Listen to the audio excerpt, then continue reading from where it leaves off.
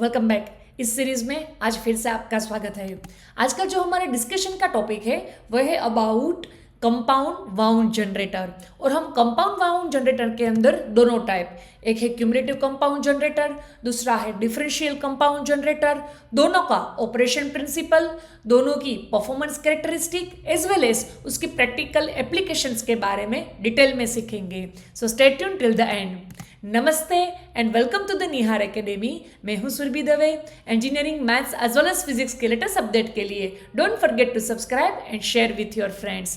चलिए डिस्कशन की जर्नी की ओर आगे बढ़ेंगे। तो आज हम सबसे पहले क्यूमुलेटिव कंपाउंड जनरेटर का कंस्ट्रक्शन पढ़ेंगे, वो भी इलेक्ट्रिकल कनेक्शन। ठीक है, चलिए। तो उसमें हमें क्या ध्यान रखना है कि ये जो क्यूमुलेटिव कंपाउंड जनरेटर है, ये जो हमें अगले दो जनरेटर डिटेल में पढ़े, एक था शंट जनरेटर, दूसरा था सीरीज जनरेटर, दोनों को कंबाइन करके ये जनरेटर बनाया गया है। So is you can see in figure कि ये जनरेटर में शंट फील्ड वाइंडिंग है और सीरीज फील्ड वाइंडिंग भी है, इसलिए इसका नाम है वो कंपाउंड जनरेटर रखा गया है।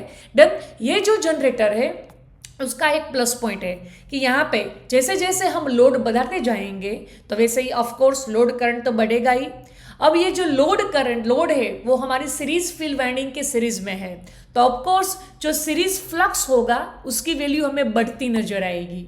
डन। और ये जो कनेक्शन है उसके हिसाब से क्या होगा कि जो शंट फील्ड फ्लक्स है वो सीरीज फील्ड फ्लक्स को बढ़ावा देने में हेल्प करेगा, सो दैट ओवरऑल जो नेट फ्लक्स है उसकी वैल्यू हमें बढ़ती नजर आएगी। कहने का मीनिंग कि जैसे जैसे लोड बढ़ता जाएगा, लोड की अपनी डिमांड बढ़ती जाएगी, वैसे वैसे ये generator EMF means ultimately voltage supply करता जाएगा। तो ये है इस टाइप के जनरेटर का सबसे पहला प्लस पॉइंट। डन। तो उसका अब ईएमएफ इक्वेशन अगर मुझे लिखना है तो सबसे पहले हमें पता है कि ईएमएफ कहाँ पे डेवलप होता है, आर्मेचर में। तो हम पहले ई लिखेंगे, उसमें से जो आर्मेचर ड्रॉप है उसको माइनस करेंगे। अब यहाँ से आगे बढ़े तो सीरीज फील्ड वाइंडिंग पिक्चर में आई, उसमें से पास होता हुआ करंट आईएसी, उसका रेजिस्टेंस आईएसी, और अल्टीमेटली हम टर्मिनल वोल्टेज वी तक पहुंचे। मींस ईएमएफ आर्मेचर के अंदर डेवलप होता है, वहां से हमें टर्मिनल वोल्टेज तक का पूरा इक्वेशन लिखना है। तो हम ये मेथड यूज करेंगे कि ई में से जितने भी लॉसेस डेवलप होते हैं उसको माइनस करते जाना है रास्ते में आते जाते। डन। यहाँ पे आप देख सकते हो कि आर्मेचर से हमें लोड तक जाना है, तो शंट फील्ड वाइंडिंग पिक्चर में नहीं आई तो उसको नहीं लेना है। जो आर्मेचर से लोड तक जाने में बीच में आता है उसको ही माइनस करना है। तो सबसे पहले आर्मेचर का खुद का लॉस तो ऑफकोर्स बाय डिफॉल्ट माइनस करना ही है, और बीच में सीरीज फील्ड वाइंडिंग आई तो हमें उसके लॉसेस माइनस किए, तो अल्टीमेटली हमें टर्मिनल वोल्टेज वी मिला। चलिए और आगे बढ़ते हैं। तो अब हम जानेंगे इसकी लोड कैरेक्टरिस्टिक के बारे में। तो हमें सबसे पहले याद होना चाहिए कि लोड कैरेक्टरिस्टिक हमेशा टर्मिनल वोल्टेज और लोड करंट के बीच ड्रॉ की जाती है। और ये जो जनरेटर है उसमें क्या है कि जैसे जैसे हम लोड बढ़ाते जाते हैं वैसे लोड करंट भी बढ़ता जा रहा है। Ultimately load series field winding की सीरीज में है तो सीरीज फील्ड फ्लक्स भी बढ़ता जा रहा है। उसकी वजह से जो ओवरऑल आर्मेचर रिएक्शन की जो इफेक्ट आती थी और जिसकी वजह से जो वोल्टेज की वैल्यू घटती थी वो यहाँ पे शॉर्ट आउट हो गया, जो हमें अगले दो जनरेटर में पढ़ा है कि आर्मेचर रिएक्शन की वजह से क्या होता है, अल्टीमेटली जो वोल्टेज की वैल्यू है उसमें हमें ड्रॉप आता हुआ नजर आता है। तो ये जो प्रॉब्लम है उसको हमने यहाँ पे शॉर्ट आउट किया है। तो यहाँ पे आप देखो तो ये है internal characteristic, means ultimately EMF और लोड करंट के बीच में है, और इसमें से अगर मैं आईआरए ड्रॉप माइनस कर दूं तो मुझे मिल जाएगी एक्सटर्नल कैरेक्टरिस्टिक, जो है हमारी लोड कैरेक्टरिस्टिक वोल्टेज और लोड करंट के बीच में। Internal characteristic one more time, EMF and load current के बीच में, और ईएमएफ में से मैं आईआरए ड्रॉप माइनस करूं तो मुझे मिलेगा एक्सटर्नल कैरेक्टरिस्टिक, जो है वोल्टेज और लोड करंट के बीच। और ये कैरेक्टरिस्टिक आप देखो तो ऑलमोस्ट हॉरिजॉन्टल है, मींस कि आप कितना भी लोड बढ़ाते जाओ तो ये जनरेटर का वोल्टेज है उसकी वैल्यू में ज़्यादा कोई चेंजेस आते नहीं है, इसलिए इसको कांस्टेंट वोल्टेज सप्लाई करने वाला जनरेटर के नाम से भी हम जानते हैं। चलिए अब और आगे बढ़ते हैं। तो यहाँ पे according two ampere turns means number of turns in field winding, यहाँ पे इनके टोटल 3 पार्ट पड़ते हैं। एक है ओवर कंपाउंड जनरेटर, दूसरा है लेवल कंपाउंड जनरेटर, तीसरा है उसको हम बोलते हैं अंडर कंपाउंड जनरेटर। तो चलिए तीनों के बारे में डिटेल में सीख लेते हैं। तो सबसे पहला है वो है ओवर कंपाउंड जनरेटर। तो ओवर कंपाउंड जनरेटर क्या है कि जब सीरीज फील्ड वाइंडिंग के number of turns means ampere turns shunt field winding के एम्पियर टर्न्स की कंपैरिजन में ज्यादा होंगे, मीन सीरीज वाइंडिंग के नंबर ऑफ टर्न्स शंट की कंपैरिजन में जब ज्यादा होंगे तब हमें क्या मिलेगा कि टर्मिनल वोल्टेज की वैल्यू लोड के बढ़ावे के साथ बढ़ती हुई नजर आएगी, देन जिसको हम ओवर कंपाउंड जनरेटर के नाम से जानते हैं। और ये जो कैरेक्टरिस्टिक है उसमें सबसे पहली जो ऊपर की कैरेक्टरिस्टिक है वो है ओवर कंपाउंड जनरेटर वाली, जो दिखाता है कि जैसे जैसे लोड करंट की वैल्यू बढ़ती जा रही है वैसे वैसे टर्मिनल वोल्टेज वैल्यू भी बढ़ती नजर आ रही है। अब नेक्स्ट है उसका नाम है लेवल कंपाउंड जनरेटर।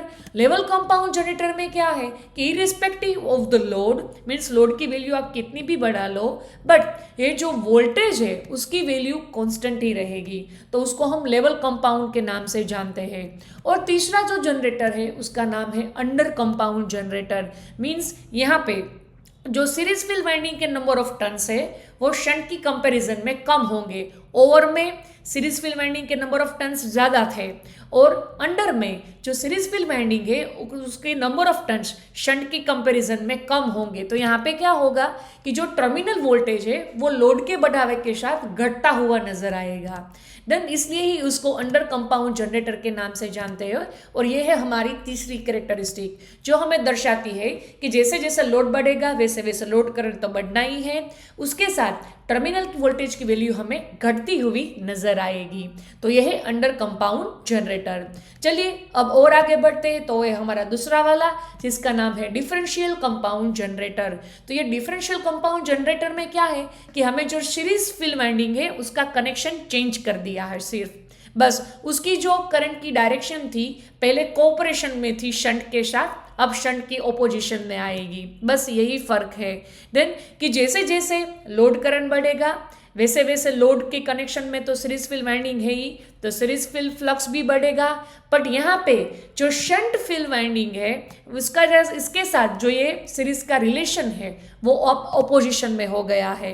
देन तो यहाँ पे हम क्या कहना चाहते हैं कि जो सीरीज फील्ड फ्लक्स है वो शंट फील्ड की जो मदद मिल रही थी उसका अपोज करेगा, मीन्स ओवरऑल जो नेट फ्लक्स है उसकी वैल्यू ये घटाएगा बढ़ाने की जगह। क्यों? यहाँ पे हमने उसके जो वाइंडिंग का कनेक्शन है वो रिवर्स कर दिया है, इसलिए जो अगला था क्यूमुलेटिव में हेल्प करता था तो यहाँ पे वाइंडिंग का कनेक्शन रिवर्स कर दिया, तो अब ये जो सीरीज फील्ड फ्लक्स है वो शंट फील्ड फ्लक्स का अपोज करेगा, इसलिए जो ओवरऑल नेट फ्लक्स है उसकी वैल्यू घटेगी। तो उसकी क्या इफेक्ट आएगी, चलिए सीखते हैं लोड कैरेक्टरिस्टिक में।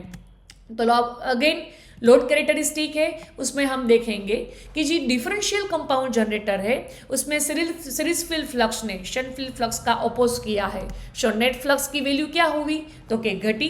तो अल्टीमेटली हुआ क्या कि जो टर्मिनल वोल्टेज है उसकी वैल्यू हमें ड्रास्टिकली घटती हुई नजर आई, देख सकते हैं। पर ये है इंटरनल कैरेक्टरिस्टिक, मींस ये ईएमएफ और लोड करंट के बीच में है। अब इसमें से IRA ड्रॉप माइनस करेंगे तो हमें मिलेगी एक्सटर्नल कैरेक्टरिस्टिक जो टर्मिनल वोल्टेज और लोड करंट के बीच होती है, जिसको ही लोड कैरेक्टरिस्टिक कहा जाता है। तो यहाँ पे आप देख सकते हैं कि जैसे जैसे लोड करंट की वैल्यू आपको बढ़ती नजर आ रही है वैसे वैसे इसमें टर्मिनल वोल्टेज की वैल्यू ड्रास्टिकली घटती जा रही है। तो ये है डिफरेंशियल कंपाउंड जनरेटर। अब हम जानेंगे दोनों जनरेटर की एप्लीकेशन। तो जो क्यूमुलेटिव कंपाउंड जनरेटर है वो जहाँ पे कांस्टेंट वोल्टेज की रिक्वायरमेंट है, जैसे कि लाइटिंग सिस्टम है, कोई ऐसी मोटर है जिसको कांस्टेंट वोल्टेज चाहिए तो वहाँ पे हम यूज़ कर सकते हैं।